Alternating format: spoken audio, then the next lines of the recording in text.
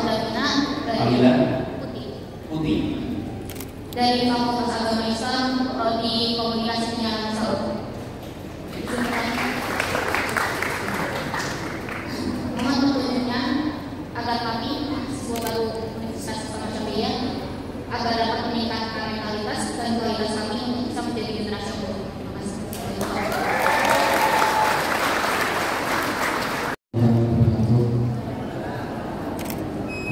Izin perkenalkan saya Iwan Siapa? Fawaz Fulani Fawaz.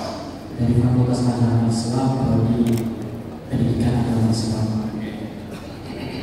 Dan tadi tiba-tiba waktu membuat India di Bulu ada pembahasan tentang keadilan yang pemahaman saya adil itu adalah memberikan hak pada yang berhak. Pertanyaannya adalah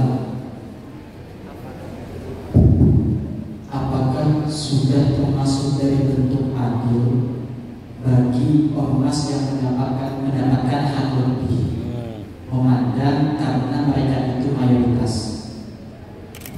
Maksudnya apa? Jangan sungkan nyebut nama.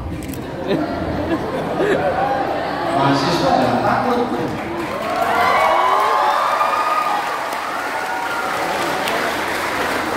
Pemahaman kami yang selaku muslim itu adalah al-Islamu yang walayul akbar. Islam itu adalah agama yang tinggi dan tidak ada yang lebih tinggi darinya. Maka dari itu memberikan indikasi kepada kita muslim itu harus bisa menguasai dalam semua sektor, terutama dalam sektor ekonomi.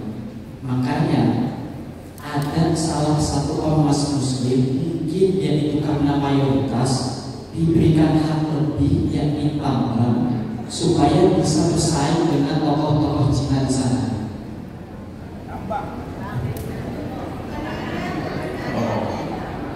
Apakah ini sudah bisa dikatakan adil bagi yang minoritas?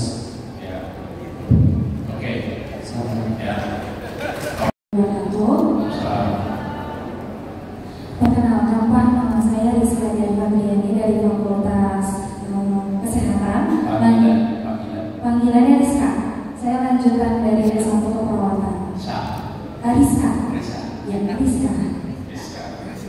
Ya, betul. Bapak punten, saya kan melihat biografi Bapak ya. Terdapat ada beberapa gerakan-gerakan. Salah satunya ada gerakan kelas inspirasi kalau nggak salah.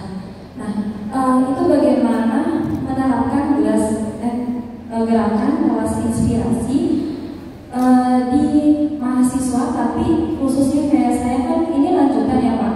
Saya udah pernah D3, kemudian saya akan melanjutkan S1. Nah, gerakan kelas inspirasi itu bagaimana bisa kita lakukan pada metode perkuliahan di kelas lanjutan. Kemudian boleh Pak kedua, saya kan karena lanjutan ya Pak S1, terus background saya juga udah menikah, sudah punya anak. Nah, bagaimana kiatnya ya Pak? Karena kan sudut pandang perspektif ketika sudah bekerja, kemudian melanjutkan S1 itu kadang hanya memandang ingin mendapatkan ijazah saja. Nah, bagaimana kita mengubah mindset itu supaya kita kuliah lanjutan ini bukan hanya mengejar ijazah, tetapi mendapatkan ilmu-ilmunya itu secara ikhlas gitu loh Pak. Jadi bukan hanya mengejar gelar, tapi mendapatkan ilmu seperti Bapak kan sudah sampai lanjut S2, S3, dan Ibu Ferry juga kan sama berkeluarga pun juga melanjutkan kuliah. Nah itu bagaimana caranya Pak? Ya siap, terima kasih Pak. Assalamualaikum warahmatullahi wabarakatuh. Kenalkan, nama saya Al-Hadi dari Fakultas Hukum. Al-Hadi.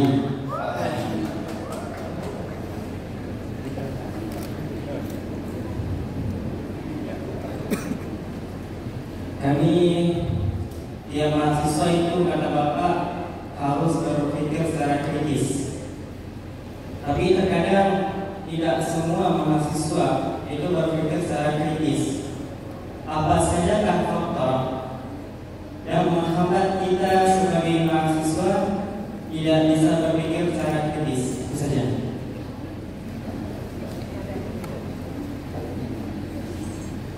Itu bukan mengatakan, tapi membuat orang yang mendengar tahu nama Anda. Ingat-ingat. Ya, Anda akan ketemu seminar diskusi. Ketika Anda menyebut nama saya Anies Baswedan, kesebut nggak? Kesebut. Orang yang dengerin tahu nggak? Nggak. Jadi kamu saya sebut nama saya Anies Baswedan. Nama saya Anies, supaya yang mendengarkan tahu dan seluruh audiens tahu. Itu pelajaran bersama. Ingat-ingat. Karena tujuan Anda bukan sekedar mengungkapkan nama, tapi buat Anda itu kenal. Ingat-ingat ya. Karena kesempatan kuliah networking, Anda akan ketemu dengan pembicara. Jadi Prof. Firdaus ini networknya banyak sekali. Prof. Masumi banyak sekali. Nanti banyak yang diundang ke sini. Sayang kalau Anda tidak tersambung dengan mereka. Pesan kedua, kalau boleh punya kartu nama. Pak, ini era digital. Iya betul, ini memang era digital. Tapi tolong Anda punya kartu nama. Ini kartu nama kayak gini. Walaupun era digital, nanti di belakang kartu namanya ada tulis QR code-nya. Apa fungsi kartu nama ini? Anda ini kuliahnya di Jakarta, di Universitas Islam Asyafi'iyah, yang jaringannya luas, akan banyak orang datang. Fungsi kartu ini bukan untuk Anda dikenal, tapi nih, saya misalnya datang ke sini, Pak Anies, kenalkan saya Fawaz, ini kartu nama saya. Ketika saya terima kartu nama Fawaz, maka saya harus memberikan kartu nama saya kepada Fawaz. Itu etikanya networking begitu. Tapi kalau Fawaz ketemu saya, Pak Anies, boleh nggak minta kartu nama? Nah, ini berarti pemula networking. Minta kartu nama itu pemula. Kalau networking yang advance nggak minta, tapi memberi. Karena itu Anda berikan kartu nama. Pak, ini kartu nama saya. Otomatis saya akan beri kartu. Habis itu Anda lihat ada nomornya nggak? Kalau nggak ada tanya, Pak Anies boleh nggak saya dapat nomor kontak Bapak? Terus habis itu disapa, sapa, kirim WA, kirim SMS, tapi jangan dikirimin tiap hari. Habis itu diblok Anda kalau kirim tiap hari. Mengganggu. Cukup Anda tersambungkan. Sebulan sekali bersapa, 3 bulan sekali bersapa. Itu namanya networking. Anda ada di Jakarta, rugi nggak dapat itu semua. Ini masa kuliah nggak bisa diulang, ya. Jadi pesannya, kata dari lain ya. Anda sebutkan nama bukan sekedar mengungkapkan. Makanya saya selalu ulang tadi. Ulang nama panggilannya apa? Itulah nama yang akan diingat oleh si pembicara. Coba dari sekian ratus ada 10 anak ke depan. Dari 10 anak ada 5 dapat kesempatan bicara. Memang rugi kalau Anda nggak diingat namanya oleh pembicara. Betul tidak? Nah, sekarang baru saya jawab pertanyaannya. Soal mentalitas. Dari saya bagaimana menjaga mentalitas. Selalu mencoba berani. Ini yang ada dilakukan, yang berani maju ke depan, anak-anak yang punya mentalitas ekstra. Itu sebabnya saya minta pada berdiri di sini ada dilihat di baca-bacanya. Ini baca-baca tipe-tipe pemimpin masa depan. Saya berani maju ke depan. Tadi saya kasih perintah, yang mau tanya maju ke depan. Itu perlu keberanian deh. Saya di kursi duduk bangun nggak ya? Maju nggak ya? Saya punya pertanyaan, saya kerjakan nggak ya? Itu dilema yang ada di dalam kita. Lalu ada 10 orang yang memilih saya maju, saya ke depan. Udah sampai depan belum dapat pertanyaan. Random kan dipilihnya.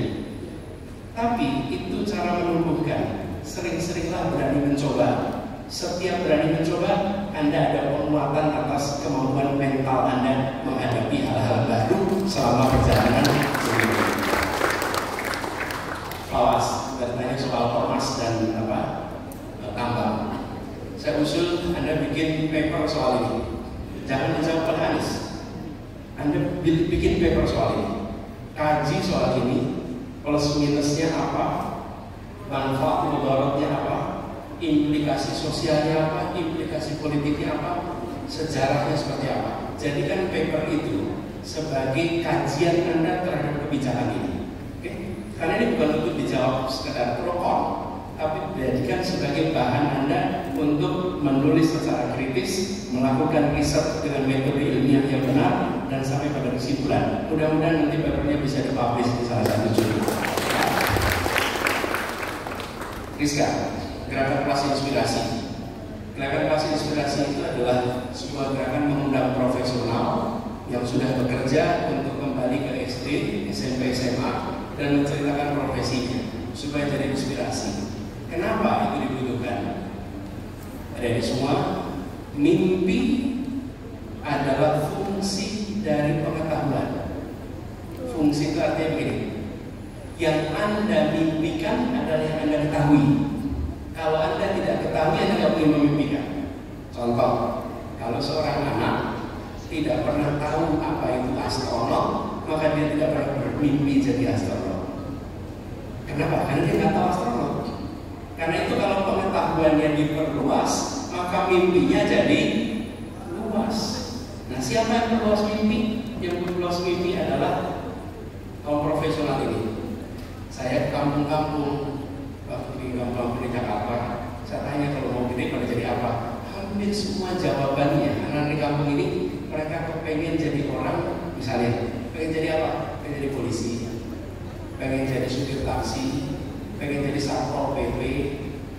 Semua yang disebutkan adalah profesi yang berseragam, semua yang berseragam.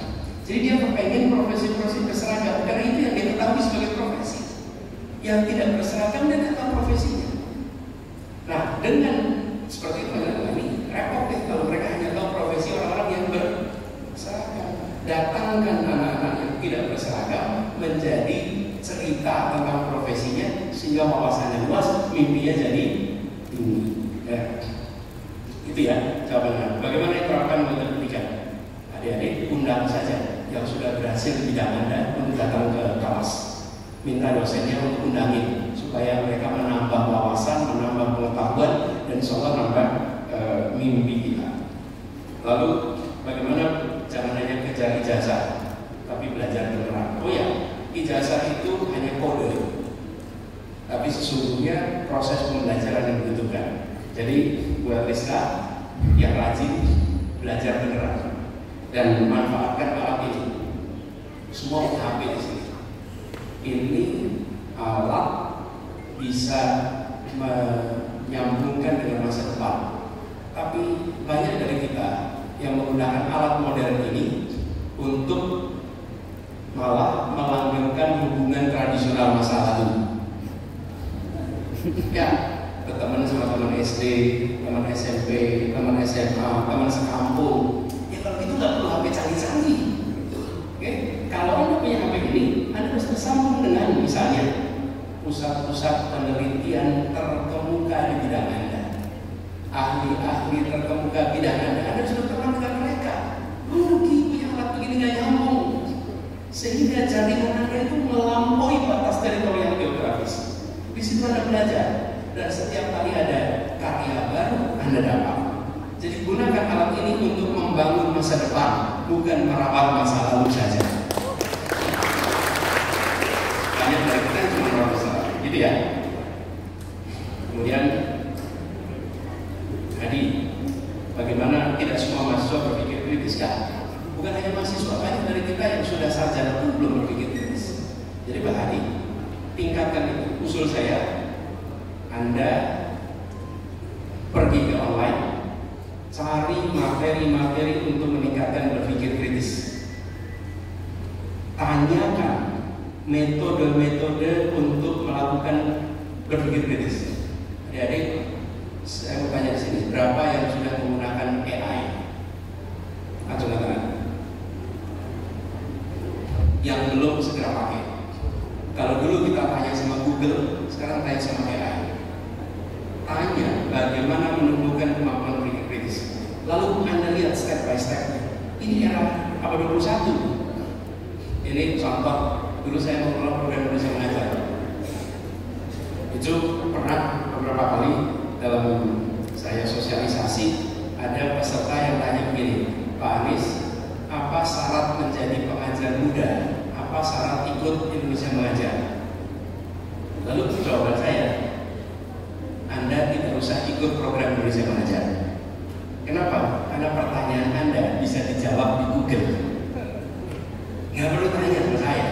Tapi kalau pertanyaan Anda, kenapa harus di bawah usia 25? Kenapa penempatannya di pelosok itu baru? Saya jawab. Sama. Anda mampu berpikir kritis. Anda memanfaatkan alat yang ada di depan Anda itu. Ini depan Anda aplikasinya untuk Anda jawab dan tumbuhkan kemampuan berpikir kritis. Gitu ya. Oke. Teman-teman sekalian, Prof. Elami sudah jawab pertanyaannya. Saya tuntaskan